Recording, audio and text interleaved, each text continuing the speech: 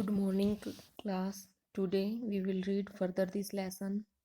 Other felt that this was unfair as it would deny equality of opportunity. दूसरे पक्ष के लोगों का मानना है कि इस प्रकार से जो निर्णय लिए गए हैं वो इक्वल जो अपॉर्चुनिटी है, जो एक जैसे अवसर हैं, उनसे छीने जाएंगे। किससे? To those who did not belong to the backward communities. जो बैकवर्ड कम्युनिटी से बिलोंग नहीं करते हैं उनसे ये अधिकार छीन लिए जाएंगे। They would be denied jobs even though they could be more qualified. ये कह रहे हैं कि कुछ लोगों का मानना है कि इससे जातिवाद जो है वो बढ़ेगा और उनको जॉब नहीं मिलेगी जो इन नौकरियों के लिए योग्य हैं, उनको जॉब नहीं मिलेगी। In this chapter we would not discuss whether the decision was good और नॉट।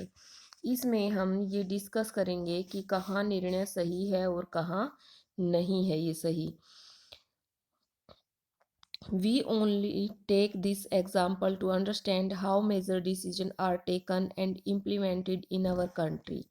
और इसमें हम एक एग्जाम्पल लेंगे, उसको ये सिर्फ उसके साथ हम ये समझेंगे कि जो देश है उसमें प्रमुख निर्णय कैसे लिए जाते हैं और उन्हें इम्प्लीमेंट कैसे किया जाता है। हु रिजॉल्व दिस डिस्प्यूट, और फिर इस विवाद का निपटारा करेंगे। You know that the Supreme court and the high court in India settle dispute arising out of governmental decision. आप ये जानते हैं कि जो सरकारी निर्णय से उठने वाले जो विवाद हैं उनका निपटारा सर्वोच्च न्यायालय या फिर उच्च न्यायालय करता है। Some person and association opposed to this order filed a number of cases in the court. इस आदेश के विरोधी कुछ लोग और संस्थाओं ने अदालत में कई बार मुकदमे दायर किए हैं। They appealed to the court to declare the order invalid and stop its implementations. उन्होंने अदालत से, कोर्ट से इस ऑर्डर को अवैध घोषित करके लागू करने से रोकने की अपील की है कि इसको इम्प्लीमेशन में न लाया जाए। The Supreme Court of India bunched all these cases together, और भारत के सर्वोच्च न्यायालय ने इन सभी मुकदमों को एक साथ जोड़ दिया है। This case was known as the Indira Sawhney, और इस मुकदमे को Indira Sawhney and other VS Union of India case और अन्य जो बनाम भारत सरकार मामला कहा जाता है इसको। 11 जज of the Supreme court heard arguments of both sides. जो सर्वोच्च न्यायालय के 11 सबसे वरिष्ठ जो जज हैं उन्होंने दोनों पक्षों की दलीलों को सुना है। By a majority, the Supreme Court judge in 1992 declared that this order of the government of India was valid. और उन्होंने 1992 में बहुत से फैसला किया, उन्होंने ये फैसला किया कि भारत सरकार का ये आदेश अवैध नहीं है। सुप्रीम कोर्ट ने ऐसा कहा। At the same time the Supreme Court asked the government to modify its original order, और जो सर्वोच्च न्यायालय उसने सरकार के उसके जो मूल आदेश है, ओरिजिनल ऑर्डर है, उसमें कुछ संशोधन करने को भी कहा। It said that well to do person among the backward classes should be excluded from getting the benefit of reservation. उन्होंने कहा कि जो पिछड़े वर्ग के अच्छी स्थिति वाले कुछ लोग हैं उनको आरक्षण का लाभ नहीं मिलना चाहिए, इसका बेनिफिट नहीं मिलना चाहिए। Accordingly the department of the personal and training issued another office memorandum on 8 सितंबर 1993, और उसी के मुताबिक 8 सितंबर 1993 को एक जो शिकायत और प्रशिक्षण मंत्रालय है, जो पर्सनल यानी कि कार्मिक और प्रशिक्षण मंत्रालय है, उन्होंने एक और ऑर्डर पास किया।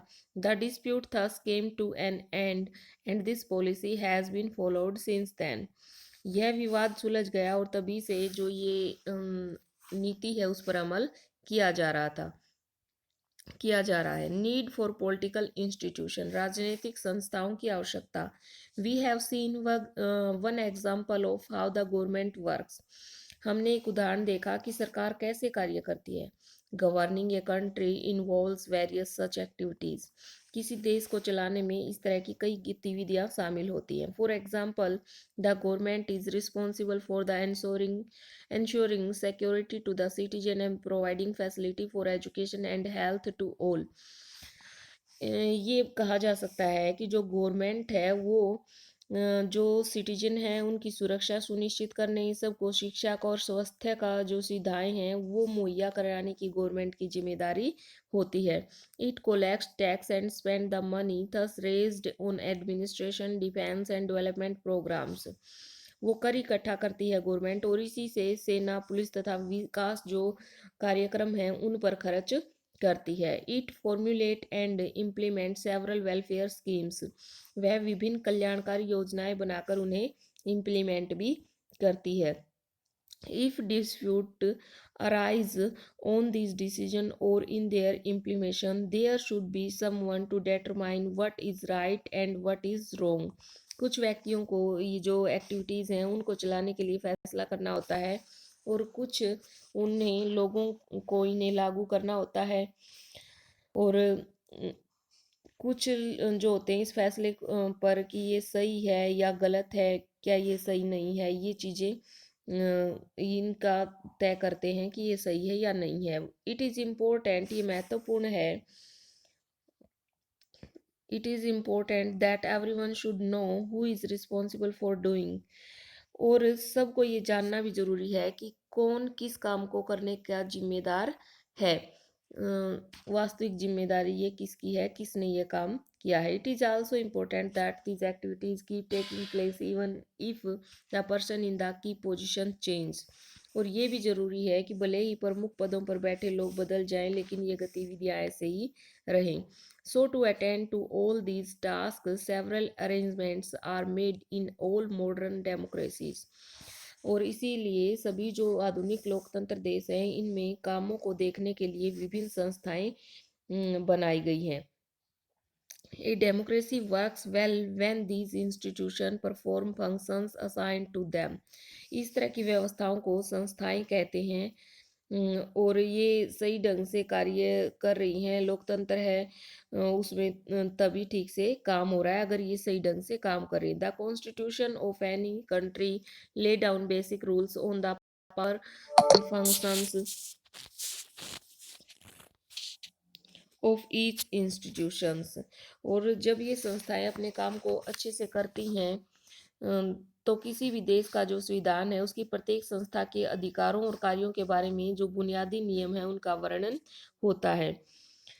We saw several such institutions at work, और हम इसी प्रकार से जो संस्थाएं हैं उनको काम करते हुए देखेंगे।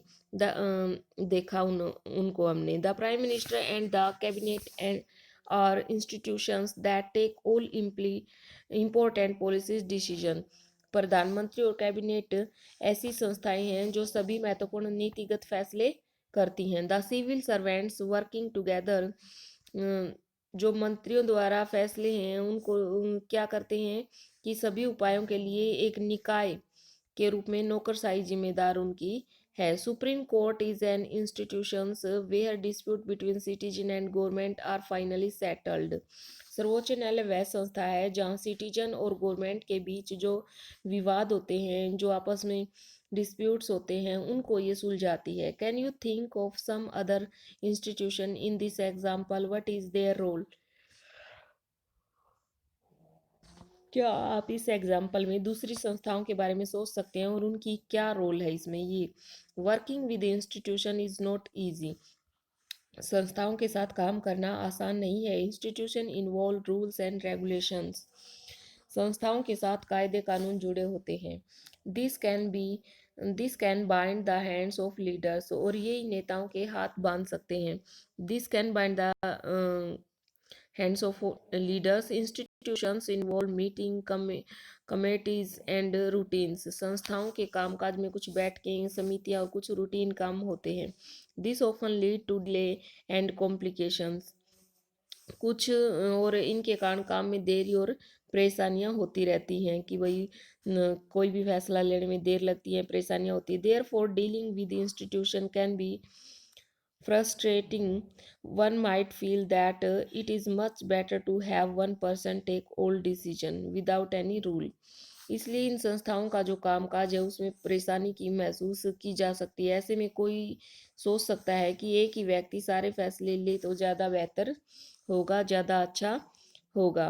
Procedures and meetings, but that is not the spirit of democracy. परंतु ये जो डेमोक्रेसी है उसकी बुनियादी भावना के अनुकूल नहीं है।